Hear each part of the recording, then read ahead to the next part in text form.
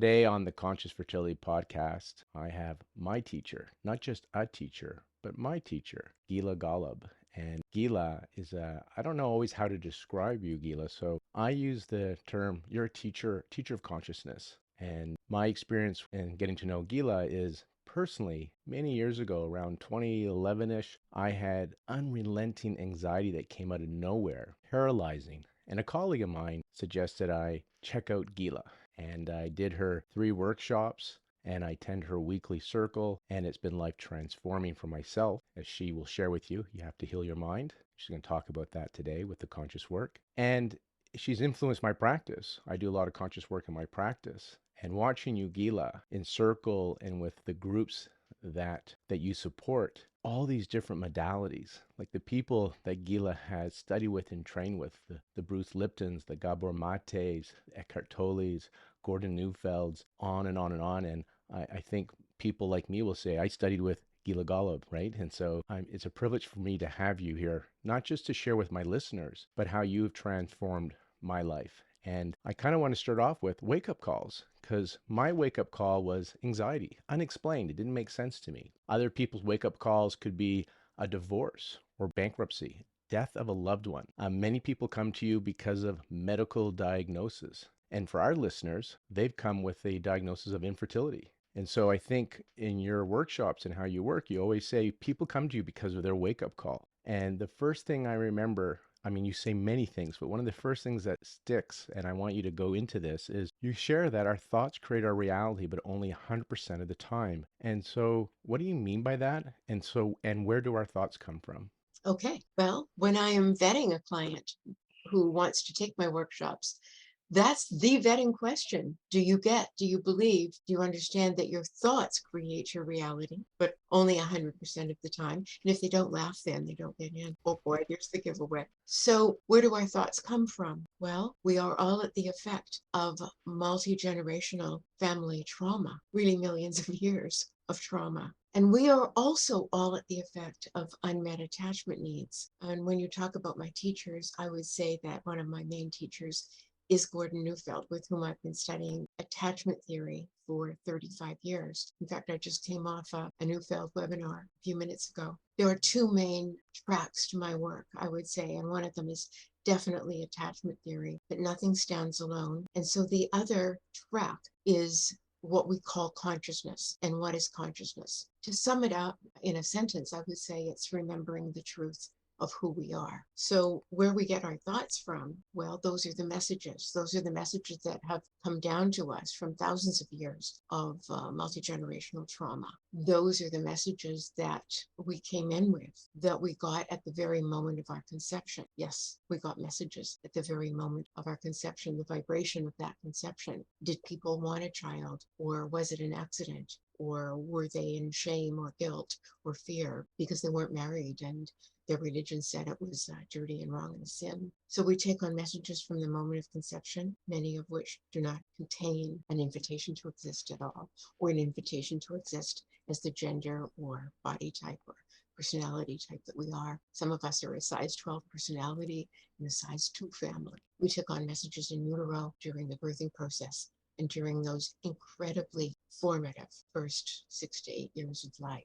And the bottom line message that almost all of us take on, is that we are inherently unworthy, unlovable, that there's something wrong with us, that we're not good enough, because we were all raised by behaviorists. So I often say that there are two ways to raise a child: behaviorism, which says you must perform and is completely fear-based, and developmentalism, under which comes attachment theory. And when I say attachment theory, I mean that which was developed by John Bowlby, who coined the term attachment, and then developed by geniuses like Gordon Neufeld and Dan Siegel and so on. So in attachment theory and developmentalism, to be loved unconditionally is your birthright. So those are the main differences in the two approaches. And we were all raised by behaviorists. 95% of parenting literature is still behaviorist, still fear-based. When people come to you, it's interesting that because people come to you, we're going to talk a little bit about fertility, and hopefully you'll share some of your stories, because I know people Absolutely. have come to you wanting to have a baby, but they've come in from divorce, as we said, other medical diagnosis, financial ruin, and you don't seem to get caught up in the narrative of why they come into. You look for this old trauma, and you look for where they did not get their attachment needs met.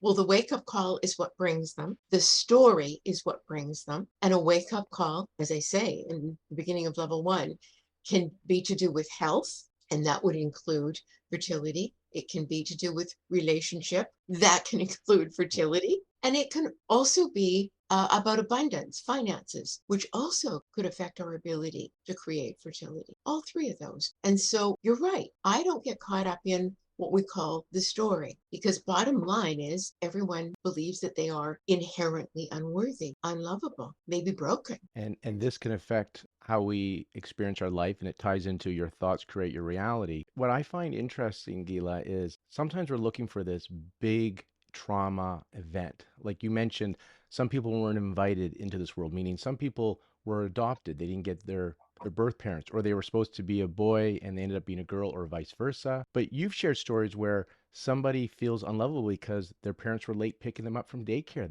So can you explain a little bit more when you say, like, how I think you use a quote often. I'm going to think of the quotes I see on your walls. You mentioned your environment creates your mind, and then your mind creates your environment. Maybe you can tie that quote in. I think it's from Dan Siegel. But for our listeners, a lot of them for the first time are hearing for the first time how they were brought into this world already with an agenda, with influence, Mhm. and then certain messaging. I don't know why we take them on so negatively, but certain messaging, like your parents show up late for daycare, how that can give us subconscious messaging that we're not worthy or Well, Lauren, some of us are also born more sensitively than others, which brings us to the whole subject of the orchid child and the dandelion child, which Thomas Boyce writes about in a book of that title. So yes, some of us are born far more sensitively than others. So first of all, the trauma is not what actually happens. The trauma is how it lives in you after it happens. So the trauma could be horrific sexual abuse, but if it had a place to be released, to be addressed,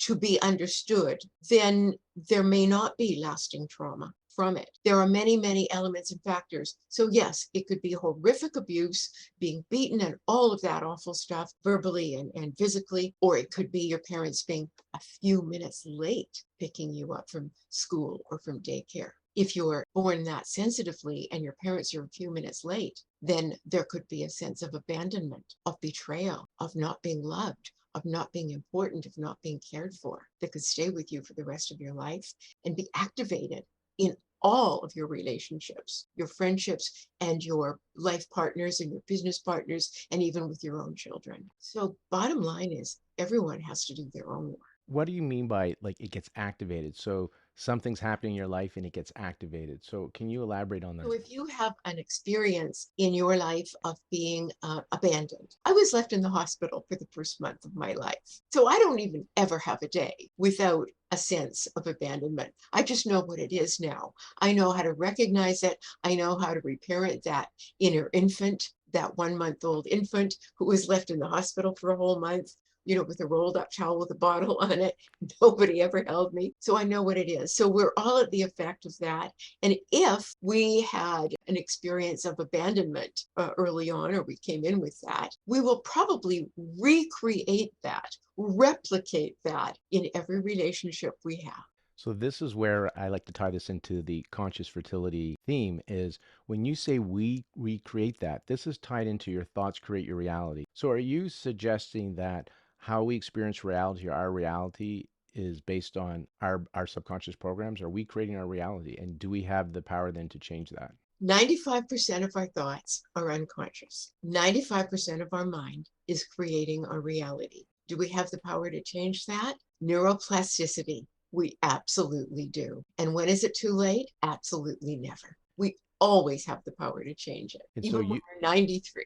and you said that you had your experience every day. There's not a day that goes by that you don't experience the abandonment. But the difference with conscious work, the process work that you have done, is you've made the unconscious conscious, and Yes, now you get to choose differently then. So you're not unconsciously in a reaction mode. You are consciously that's navigating your right. reality. Is that what's happening? Yes, it takes a lot of training, but you can take yourself out of any story, For example, a couple of years ago, I was being picked up at a department store to be taken to an event. I was going to be picked up at 1:30. At 1:20, I texted the person who was picking me up and I didn't get a response. At 1:25, I texted again. At 1:30, I phoned. No response, no response, no response.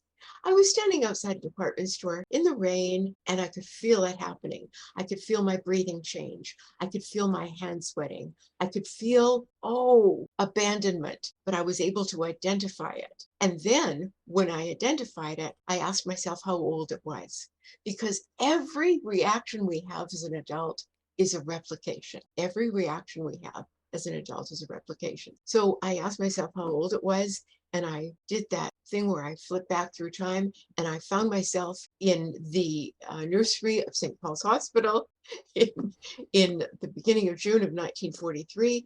And there I was, and I could hear the sounds, I could see the white walls, and I could reparent my inner infant. As soon as I did that, my phone rang.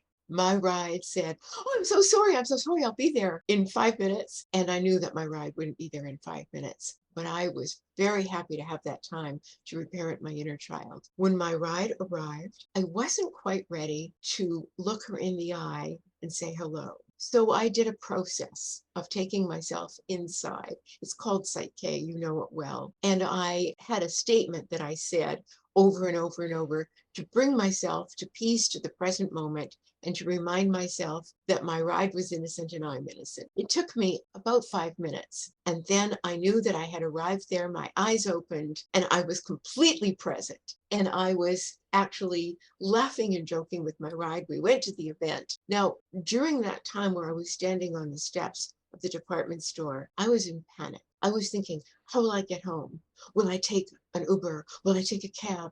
Can I get the bus? Can I call my husband? I'm a 79-year-old woman. I know how to get around. Why was it that over the top? Because it was that old.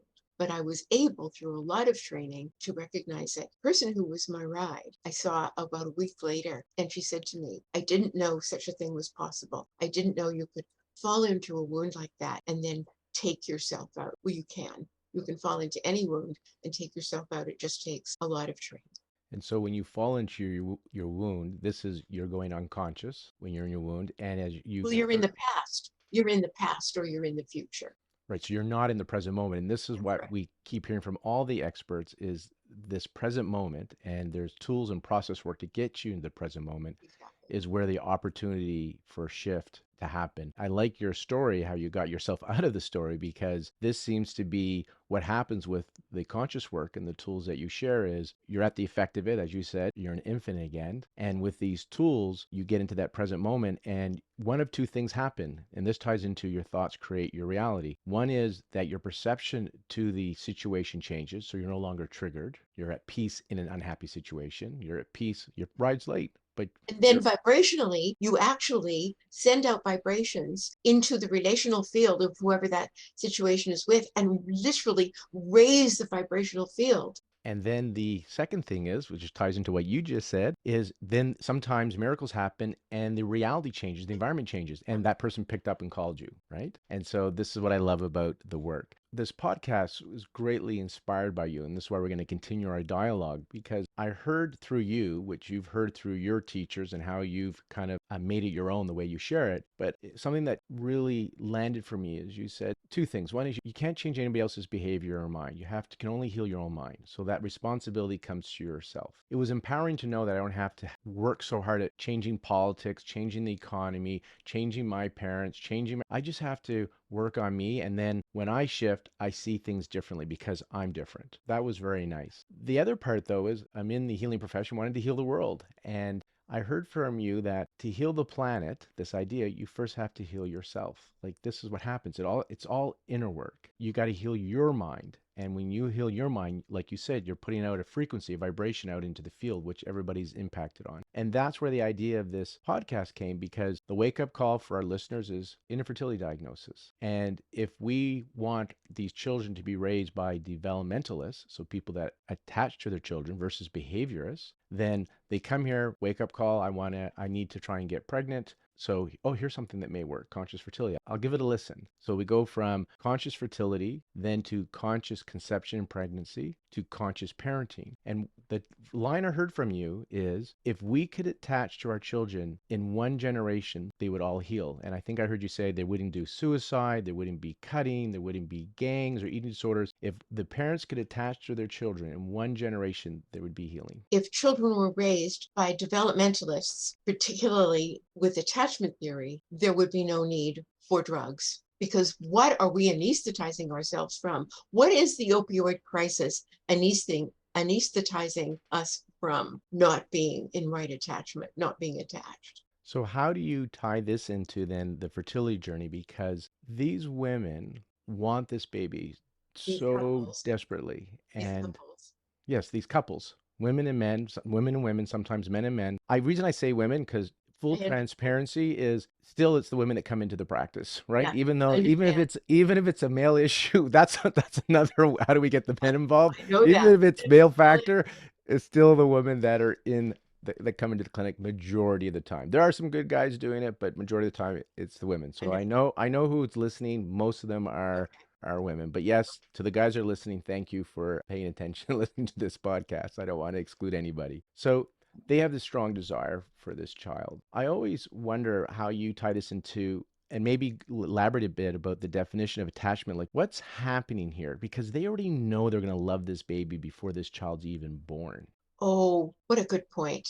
But do they know how to love themselves? So the actual destination of the journey that I take my clients on is to have a big, juicy, passionate, committed, and completely unconditional love affair with yourself. So I'll tell you a little story. In my workshops, we do process work and a lot of teaching. And one of the process we do is called a clearing, and we do a clearing with mom, dad, and self. And I had a client in a workshop who had been, But mom and dad are not physically with you during this no, clearing. no, no, no. You never do these processes with the actual person. Thank you. And I had a client in this workshop. Her dad had been my client years before, and he'd come to me so he could heal with his own children, which did work out. But his daughter was not interested in coming to me, even though she'd been trying to get pregnant for 11 years and had tried many, many kinds of processes, including in vitro. But she didn't want to come to me because she was a very fundamentalist in a religion that she didn't see me as part of. I think we're all part of everything and we're all one, but she didn't see me as part of it. But eventually she came. And on the last afternoon of the workshop, we do something called the self-clearing, where we vent about our judgments on ourselves, and then we come back to the truth of who we are, that we are souls, that we are innocence, and so on. And as I was listening to her do her self clearing, I said to her, "Oh, you think you're a sinner?" And she said to me, "Oh, I am a sinner."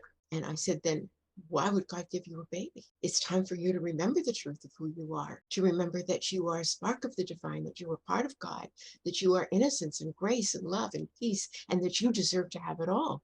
Perfect health, effortless abundance, loving relationships. And for you, a baby." 2 weeks later, she was pregnant. 9 months later, her dad and her husband and herself brought the baby up to my house and handed this baby to me on the front porch. And I have probably 60 or 70 stories about, one of them was I was having intramuscular stimulation, they put the Dino in until you scream. And I said to my osteopath, I said, who had been talking about her 4th trip somewhere for in vitro. And, I knew she was Irish Catholic with a thick Irish accent. I said to her, "Do you have a patient right after me?" And she said, "Yes, I do." And I said, "Then take the needles out right now." There were about 30 needles in my back. And she said, "Oh, no, I'm not finished." And I said, "Well, then I'll stand up with the needles in because we're going to do a process." And I did. I did a process with her where I brought her to find the thought where she was guilty, because that's what the program said for a long, long time, for maybe a couple thousand generations. And then I did a process to take her from guilt to innocence. And 2 weeks later, she was pregnant. A beautiful baby. Oh, and she said to me, "Well, I'll just go for the next in vitro and I'll see how that goes." And I said, "How much does it cost?" She told me, and I said, "Oh, you could save all that." And she did. His And name is Seamus. and when I look around your workshops, I see different nationalities and different religions. So because there's no religious basis Yeah, to conscious work. yeah, But people come in with their religious beliefs, and a lot of the religions, I don't think anybody has a patent on guilt, right? All the religions think they run the guilt program, but I think many religions run a program of guilty, you're guilty of some level. a lot do. So I want to ask, there's a couple of stories that I find just fascinating, and I think they help. I really want to share with our listeners the part that how you're raised and what you're brought into this world. These programs are running, whether you're aware of them or not, and they could be limiting what you get to experience in life or self-sabotaging yourself, whether it's intentional or unintentional. And you talk about how important attachment is, and which is why I want to do this podcast, because in the process of optimizing your fertility using conscious fertility work, the end result is if parents are awake, they'll do more conscious attachment to their children, these needs are met, and we'll have a better world. You shared a story, and maybe our listeners don't remember her, but she was on the radio and TV, a Dr. Ruth story. And I thought that story really expresses how important, how the environment impacts your mind, and then the mind impacts your environment, which is part of that create your reality. So do you want to share your Great Dr. Ruth idea. story? Just before I share my Dr. Ruth story, I'm just going to remind everyone a piece of basic science. Every particle in the universe has a driving, overriding force. Every particle in the universe has a driving, overriding force to attach to a like particle, quark to quark, atom to atom, mammal to mammal. We are organisms of attachment. And other examples of attachment are magnetism, fusion, and gravity. So it's a big deal. It's everything. And the way that Bowlby described or defined attachment is the drive or relationship characterized by the pursuit and preservation of proximity. So that's the basis that we're working with in understanding what attachment is. So if our most fundamental attachment needs are not met, and they are not met in a behaviorist world, then if our attachment needs are not met, then we will spend the rest of our lives looking outside of ourselves to have those needs met. And it may end up that we have to anesthetize ourselves against the unbearableness of not having our attachment needs met. Or it may be that we end up with 5 different life partners looking for someone from outside of ourselves to fill us up, which isn't possible. So the Dr. Ruth story. Dr. Ruth was an American psychiatrist. She's still going strong, a sex therapist. And she was being interviewed a couple of years ago by Tavis Smiley, who said to her, Dr. Ruth, how do you explain that by the time you were 10 years old, your whole family had been slaughtered in the Holocaust, and you ended up coming to America and having a wonderful marriage and a wonderful life and a very successful career? And she said in that amazing thick German accent, well, Tavis, the answer to your question was in the question. By 10 years old, I had been raised in a wonderful, loving, cultured family. It was an Orthodox Jewish family, so there was structure and ritual and ceremony. And I had a grandmother who absolutely doted on me. So with that start in life, I was able to endure and thrive because I had that basic attachment to begin with. And so this emphasizes how important that attachment is in the early stages, which In is those why first 6 years. I'm looking for conscious fertility all the way to conscious parenting. But here's my question then. What about all the women and men that are trying to have babies now and they didn't have a grandparent that doted on them or they didn't have loving parents? How does this get resolved now then? That brings us to the Bradshaw work and his book on homecoming. We can reparent our own inner child. We can do our own work and have a love affair with ourselves. Find this. Remember the truth of who we are and remember that we do deserve to have it all. We would need some guidance to do that. Yes. So this is the empowering parts. I want to hear this again. We get to reparent ourselves. So we don't go and ask if our parents still alive to do it for us. They're No, not our third or fourth or fifth partner, or if you're on your first, we're not looking for them to do it. that's right. We're not going to make this baby, if we're so lucky, do it, right? That's the Oh, worst that's thing, right. right? Oh, So it is empowering because you get to do it. You don't need anybody else you use the word fill you up. You get to fill yourself up. You get to make yourself conscious. You get to reparent yourself. exactly. In fact, the destination is really to be willing to be the only one to see you, acknowledge you, validate you, appreciate you, accept you, and love you. And what has been your experience and your client's experience when they are willing to be the only one to see them, to see who they are, to hear themselves, to love themselves, to understand themselves? What happens in their external world? Healing. I see couples healing. I see families healing.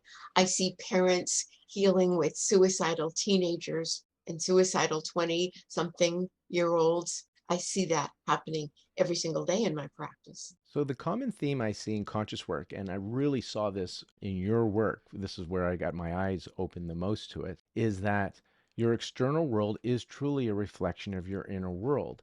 And it's kind of like from the perception, when you look at the sky, it looks like the sun is moving across the sky. The sun is rotating around the earth. But we're aware that the smart scientists tell us that the earth is actually rotating around the sun, right? But the perception tells us differently. It makes sense. It seems that if you want to change the relationship, you got to they got to change, right? That person, because it's their fault. But you're saying it's not their fault. It's the perception that's got to change. It's the And perception. that's the Bruce Lipton work. Exactly. He spent 4 years in a laboratory at Stanford proving that a cell in a petri dish would go toward protection and mutate, metastasize, or go toward growth and thrive based on the cell's perception of the cell's environment. So, yes, it's all about shifting our perception. And so this makes it inner work. And this is why I find it empowering because let's say, how would you work with or your thoughts around a lot of the couples that I see, whether they're same sex couples or heterosexual couples, the fertility journey can add a bit of extra stress to the relationship. And a lot of times they're saying the comment, he's not showing up, he's not doing enough. He's not supporting me. How does that make you think if that person was sitting in front of you? Kind of what's your thought process on that then when it comes to conscious work?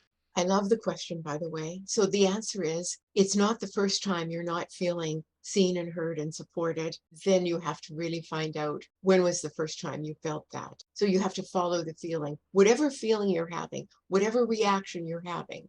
It is not the first time you're having that reaction. And people do not come together in relationship by chance. It's not haphazard. We choose a partner who will bring up our own unresolved issues so that we can see what they are, so we can heal them. So if your partner's, you say, making you feel not supported, what was the other thing you said? You're not showing up for me, you're Oh, not not doing your showing up. part, and Yeah. you don't, yeah, you're not supporting me. So those feelings that you're having of somebody not showing up for you, of not supporting you, that feeling of being unsupported, how old is that? Because it's definitely a replication. And that reminds me one of the, I don't know if it was a quote on your wall in your book, but I've heard you say many times, I don't oh, have a book. well, the binder. Oh, that, okay. Okay. Yeah. And I want you to elaborate then. All overreaction is just an age An age regression. regression. Overreaction is an age regression. So, to whatever extent you're overreacting, you have to ask yourself, how old am I right now? Am I a teenager? Am I 3? Am I 2? Am I having a tantrum? All overreaction is an age regression. So, it's not the person in front of you. The person in front of you may be showing you that feeling, maybe really putting it in your face, but it's a replication that can take you to the original wound so that you can heal the original wound. Let's see if I'm interpreting this correctly then. My sense is, first of all, this is a work. Conscious work is, it's not like we sit there and it's kumbaya and it's easy, right? You're working it. You got to work. But I only don't, for the rest of your life. only for the rest of your life, but it does get better, Yes, right? it does. It does get easier. Yeah, the neural networks change, the processes get easier. Well, because they become habituated, right? Just like you've habituated the stuff you don't like, the good stuff can get habituated as well. But there doesn't look like there is a place to blame other. You don't That get is to, correct. and it means that you get to be, now this is the part, there is not self-judgment. You are having compassion for self. This is a chance to be accountable and responsible. So you have to be grown up. There's accountability and responsibility because you are now making the wound conscious. So you don't get to play victim anymore when you do conscious work is what At I'm thinking. all. At all. And you're right. There is absolutely no one to blame, including yourself. It's never, ever, ever about blaming self. There is no one to blame. There's only healing to be done. So I want to talk a little bit about the term you call holy relationships. I call them conscious relationships because again, a lot, not all, but a lot of the people I see and are trying to have babies, they're in pairs. There are many people single doing this as well. So this also applies to them because the punchline is you have to have that great relationship with self. But can you describe what a holy relationship is? You've seen couples, and so Well, the way I define it is the willingness to see the wholeness, completeness, and innocence of self and other. and I think the self has to come first. If I can't see the innocence Definitely. in myself, I can't see it in the other, correct? That is correct. So this goes back to your thoughts create your reality. If you don't heal your wounds and make them and become conscious and awake and aware, then everything gets just to be a feedback reflection to you. That is exactly right. So your partner is a mirror. Your partner is a reflector. That's their job.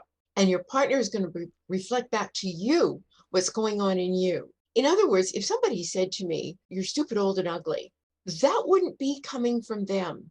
That would have originated in me and be getting reflected back to me by them. I had a marriage that was really ugly and horrible, nasty, just a real shit show. Am I allowed to say that?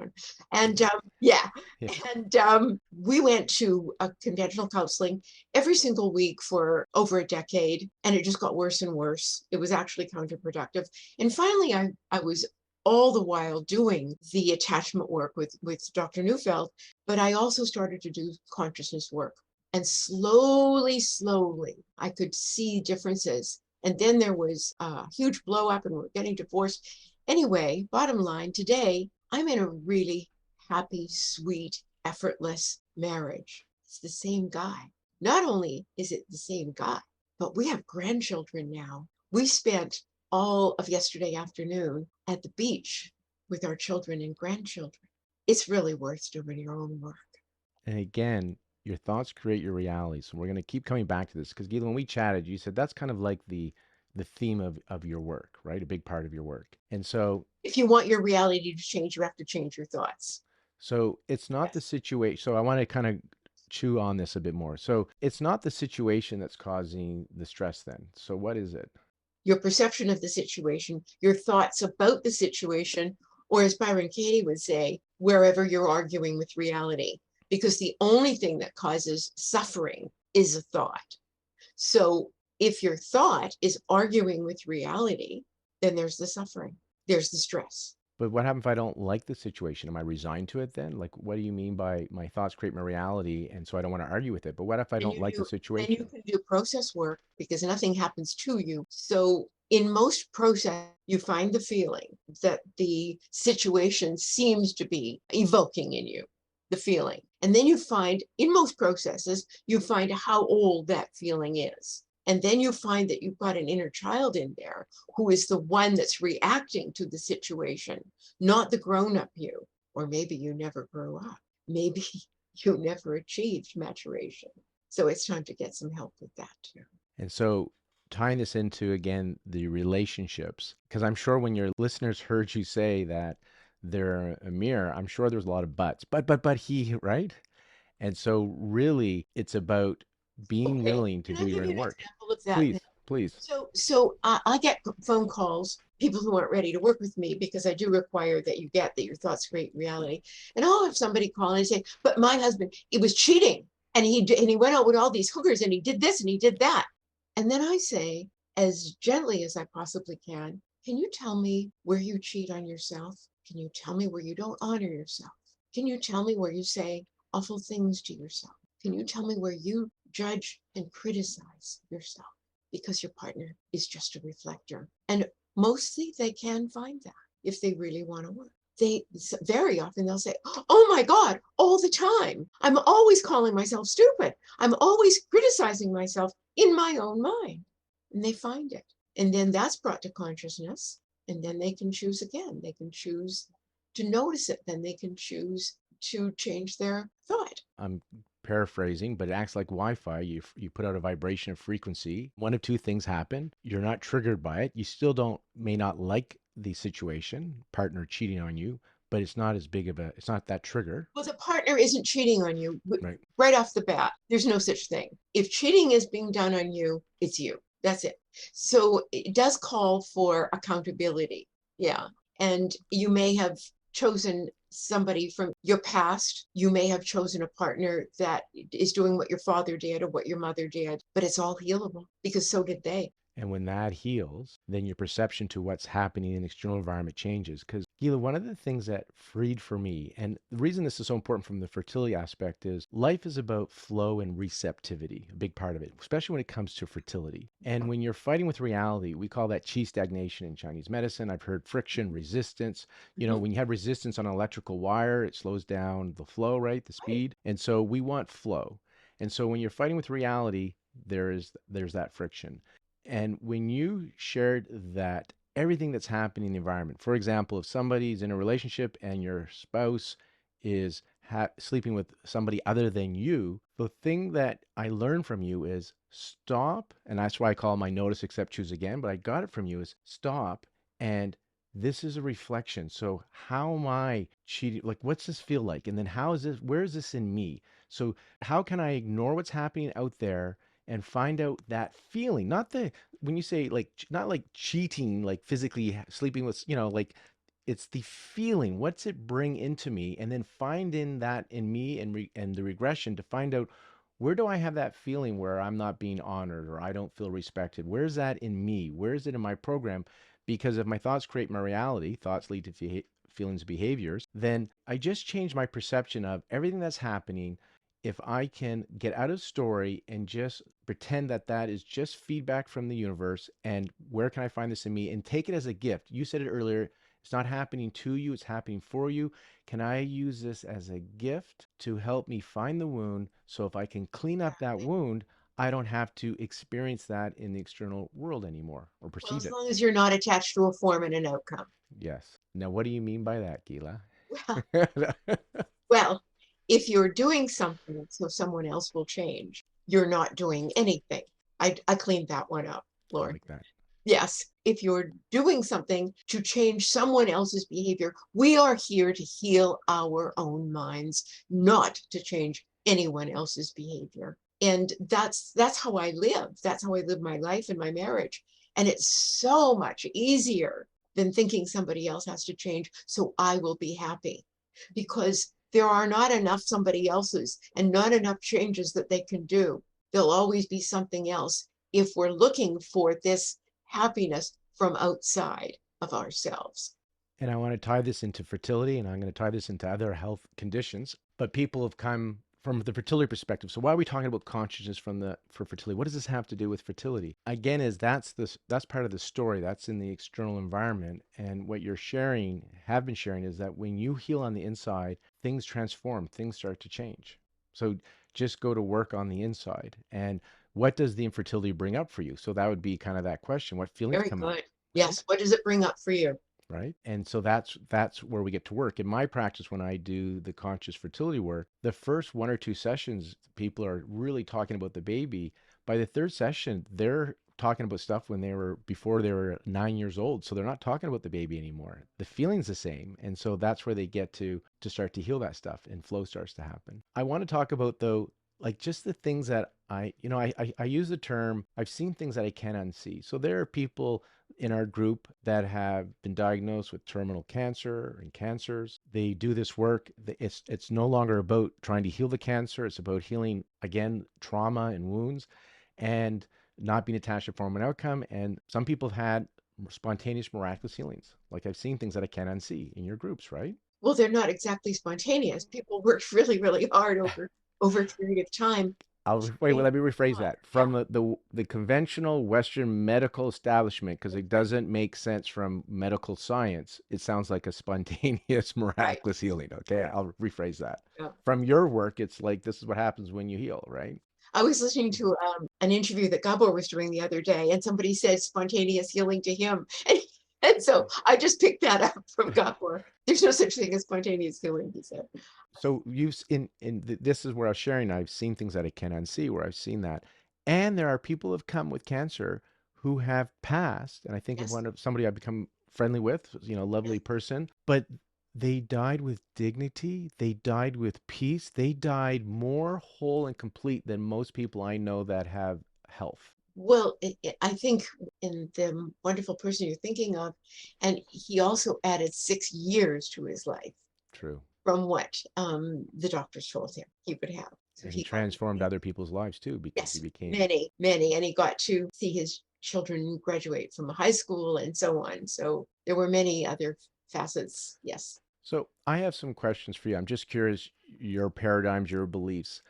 So many of the experts that I've been having on our podcast, they talk about consciousness, and you do your inner work and you tap into this inner being, higher self, and then you tap into something called big C or big consciousness. What's happening here then when you say we're healing our minds and these things are shifting, changing, we're creating a reality? I just want to know because I think I'm a lot of us, and sometimes I get stuck in that Newtonian left brain linear world. What are you subscribing to? What's influenced you? What do you think is happening then when people go in and have these shifts and they feel different, or they have healings, or they tap into? Do you think they're tapping into a super consciousness or something greater than ourselves? Do you believe, and this is just, I know people can't confirm or dispel this, I'm just curious, like the person that passed, do you have a sense that they've ended, or that's just the physical body that's ended? Well, I know they haven't ended because we talk a lot. Okay. Yeah. So I do something called family constellation therapy, where we actually are connecting with the ancestors. And I test mine all the time, and they come through every single time, big things and small things. I think it's all about remembering. About 30 years ago, when I took up this practice, my kids said I should get a card and a business card. And I have to put what I do on it. And I said, well, I don't know what to call it. And they said, oh, Mama, you're a rememberer. So I think they were right when I reflect. So I've been studying for 60 years, starting with studying Kabbalah with my dad, and on and on and on, and Vedanta and on and on. And I think what's going on is this is an illusion. This is the Maya, as they call it in Sanskrit. And we've just forgotten. Wordsworth says, our birth is but a sleep and a forgetting. I think, in Intimations of Immortality, Wordsworth. And I think it's everywhere, the message that this is an illusion and that we're really souls. We're just the vibration, the essence of love and peace and joy and grace and light, and that we're all one, and that we just come through this veil and we forget that. And it's really hard to remember because the ego, so when we come into a body, we get an ego mind, and the ego's purpose and function is fear, because we do need some fear to maneuver through this illusion. That's why it was so dangerous to run around with psychedelics, because it circumvented the fear, and then we would walk off cliffs and things like that, or stare at the sun till we went blind. So I think we're just here to remember, and I feel really blessed that I went from, a child of the First World War. My mother was literally born into the First World War. I was born into the Second World War. And all that she went through, and the reactions that she had, and the wounding that I experienced from that, I just feel blessed that whatever star I was born under was relentless in looking for help. And when there was no help available in conventional therapy, I found consciousness work. And now I think it's spreading. I doubt very much if it's reached critical mass. Some people say it has, but I just, one person, one day at a time. And now, as a grandmother, a bubby, as we say, it's a whole other trip, because I get to see the magic of these little people. I've got a 2-year-old granddaughter and a 7-month-old grandson. And I never knew that such awesome wonder and magic could even exist, because they're still connected in that soul place. And tying that into remembering, when you say we're here to remember, we're not here to remember our trauma. We're here to remember what? The truth of who we are. We're here to remember we're souls, we're innocence. We are innocent and innocence. We are here to remember that we are all one, that we are eternal beings of light and grace and peace, and we are all connected. And you often say, when you transform those limiting beliefs of not deserving to have it all to deserving to have it all, what are some of the things that you believe we deserve to have it all because we're innocent? Because I love when I hear you say them out loud. Perfect health, effortless abundance, and loving relationships. And I consider this moment to be effortless abundance. I consider the work that I'm doing to be effortless abundance. You know that saying, if you do what you love, you'll never work a day in your life. So, except for the computer. Yeah. and you can tell you love it and you do it so well. And you shared your age, so I'm not giving out any secrets. At the time of our recording, 79, and I think you said been studying for 60, not 16, but 60 years, 60 years. Well, that was since I graduated from high school. I consider, I was a flight attendant for 26 years, and I spent many years in various libraries of the world and libraries here studying before every major trip that I went on. So really studying, yeah, but not an academic. Right, right, right. And again, look how vibrant you are. So it shows you how this work keeps you vibrant and alive. And the mind, like when you're working with people, it's just mastery to watch. And again, you've influenced me so much. And I love the fact that I have you in my city to go to lean into. It's always great. And just the tools. So my patients will know that I'll do, like in my practice, Psych K work. You introduced me to the Byron Katie work, how you do the clearings, crazy, amazing. And for the listeners, I used to, like, people would come in and I go, okay, they get acupuncture or laser, they would get this energy psychology modality, this and that. And I was watching Gila, how she just weaved everything in. And I thought about all the things that I've been learning. I love to learn. And it just kind of started happening in the practice where I have no clue what tool I'll pull out I don't know what I'm going to pull out, right? But it just comes naturally for what they need. And that was watching you and seeing that you don't have that agenda. You just start off, who wants to work? And people start, and usually you do it. Everybody has structure. You usually use a Byron Katie, judge your neighbor, to get you into it. But then you can see sometimes you're just pausing, and it's kind of like just kind of percolating into you, and then you go. And I really feel you're connecting with the people, and it's kind of like you say, the soul work. They're doing the work, and you are really truly just the facilitator. To be fair, I'm the opposite of mass market. So I only take 18 people in each workshop, and I only do 2 sets of workshops a year now on Zoom. So I know my clients. I know every facet of their history. I've done family systems theory, so I've done a genogram, a map of their family system. So that's what I think kind of blows you away sometimes when I bring in all the elements of their families. Yeah. I believe in that. I believe in small workshops and one-on-one. Yeah. So, in closing here, I want to let people know that in our show notes, we'll have links so you can find more information about Gila. And so you can, if you're interested in her workshops, you can look more into those. And maybe you're one of the lucky 18 that get to do one of those, because we're here to remember who you are. And those workshops are a great way to remember that, talking from personal experience. And going back to this conscious fertility work, and so much of it talked at the beginning, like your programming. This, I use the term subconscious. Everybody has their different terminology, but your subconscious programs that you inherited. You came into this world with them. You didn't choose a lot of these programs when you were born, right? As you inherited them based on whether you're invited into this world or not, based on your race, culture, all these things you kind of inherited. And then that quote, your environment creates your mind, and then your mind creates your environment. So what your environment's like, and if you're a sensitive child, I heard you say one of those, you really can take those things personal. And this starts to create more programs which are trying to keep you safe when you're younger, but don't serve you as an adult. Exactly. And as you get older, you start to see the world through the lens of your subconscious, and you start to, as you said, reenact.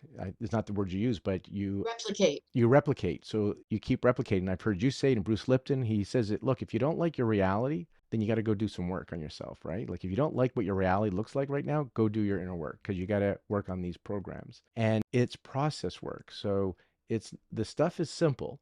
You and I talked about this Can off I camera. define what process work means? Because a lot of people don't understand that. Please. So 95% of our thoughts are unconscious.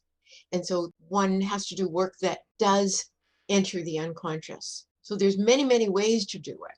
There's no one book, no one teacher, no one guru, no one philosophy, no one discipline. There are many ways. In order to really transform the unconscious, though, you have to find a route into it because it's unconscious. Right. And this is the Einstein quote that you like.